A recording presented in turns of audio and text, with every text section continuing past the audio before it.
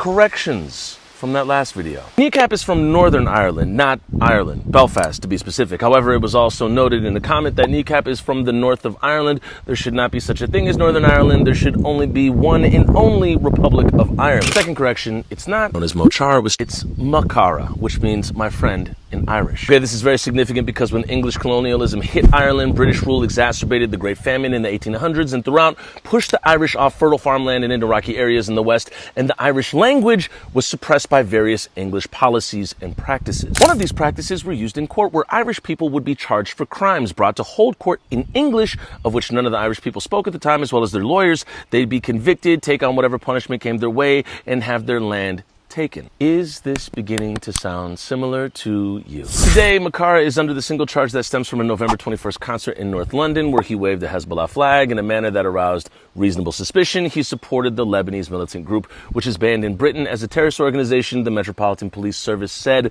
in a statement last month. But here's where the colonizer plays themselves. During the brief hearing, the issue of Mr. O'Haney, also known as Makara, speaking in Irish during the court hearing was raised. The judge said the court was unable to find one interpreter at that time. So Makara waved the flag of a militant group in Lebanon, bore out of a response to an Israeli invasion of Lebanon in 1982. Britain flagged it as a terrorist threat, and now they have to find an interpreter for Makara in court, unlike they did for the Irish in the past when the British were busy taking their land.